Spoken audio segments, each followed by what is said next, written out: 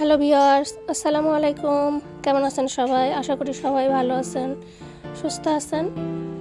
আজকে আপনাদের জন্য আমি একটা মাছের রেসিপি নিয়ে আসছি। রুই মাছ ভুনা করে দেখাবো। বাসায় রান্না করলাম তো ভাবলাম আপনাদের সাথে শেয়ার করি। একদম সিম্পল আর সহজ, আমরা রেগুলার ঘরে যেভাবে রান্না করি এটাই আজকে আপনাদের সাথে শেয়ার করব।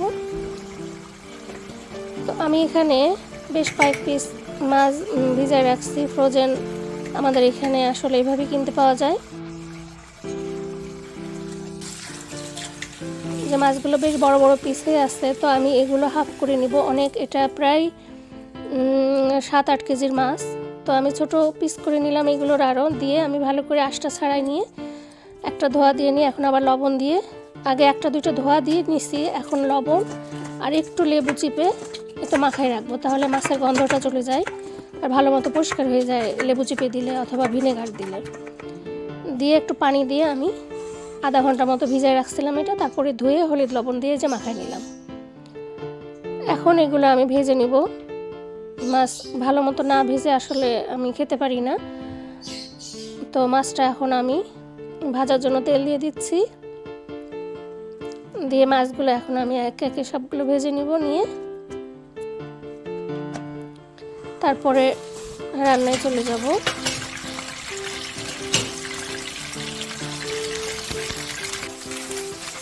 এক পাশটা হয়ে গেছে, আর এক পাশটা সুন্দর করে উল্টাই দিব। দিয়ে এই যে হালকা বাদামি কালার হয়ে গেলে তখন উঠাই নিতে হবে। তো আমরা নর্মালি মাছ তো অনেকভাবেই রান্না করি। তো এখানে আমি টমেটোটা দিয়ে একদম টমেটোটা দিয়ে ঝোলের সাথে মাখাই ফেলতে, যেহেতু বোনা বোনা করবো, পুরোটা ঝোল করবো না, মাখা মাখা মতো হবে। তো এরকম আবার অনেক সময় আমি টমেটোটা অনেক পরে দিই, নামানোর একটু আগ দিয়ে, তখন টমেটোগুলো বেশ দেখা যায় সিদ্ধ হয়ে যায় কিন্তু আস্ত মতো থাকে, ওইটা আর এক রকম লাগে। এক একটা টেস্ট আসলে এক এক রকম। আজকে আমি এটাই আপনাদের সাথে দেখাচ্ছি। টমেটো দিয়ে দিলাম, পেঁয়াজ, লবণটা দিয়ে দিলাম এখনই, যাতে পেঁয়াজ আর টমেটোটা নরম হয়ে যায়। আদা বাটা, রসুন বাটা, আর পেঁয়াজ বাটাটা আমি ইউজ করছি না, যেখানে এখানে আমি কাটা পেঁয়াজ দিলাম, এই জন্য পেঁয়াজ বাটাটা দিব না। তো এগুলো দিয়ে আমি সুন্দর করে কষাই নিব। আর গুঁড়া মশলা যেগুলো, রেগুলার যে মশলাগুলো, সেগুলো তো সবই দিতে হবে। আর ঝালটা আপনারা পছন্দ অনুযায়ী দিবেন।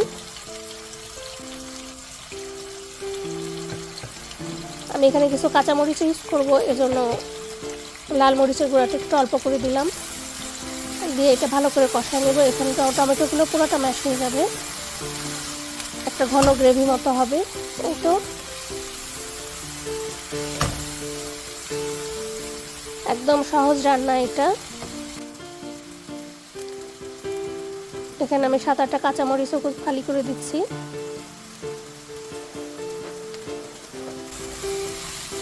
আসলে আমাদের রোজ রোজ তো আসলে রেগুলার যে রান্নাগুলো, এগুলোই আমরা রোজ খাই। মাঝে মাঝে হয়তো একটু ডিফারেন্ট, একটু আলাদা কিছু করার চেষ্টা করি, কিন্তু রেগুলার রান্নাগুলো তো একই রকমেরই হয় সবার।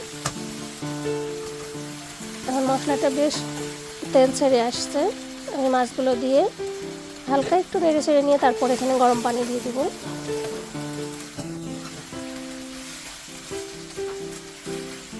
এই যে এখন যে অবস্থাটায় আসছে, মশলা দিয়ে মাখা মাখা হয়ে আসছে, এটাও আমি অনেক সময় এইভাবেও ভাজা মাছটা আমি খাই। তো ওই সময় আমি মাছটা একটু কড়া করে ভাজি, দিয়ে মশলা মাখাইনি, ওইভাবে উঠাইনি, ওটাও ভাতের সাথে খেতে কিন্তু অনেক মজা।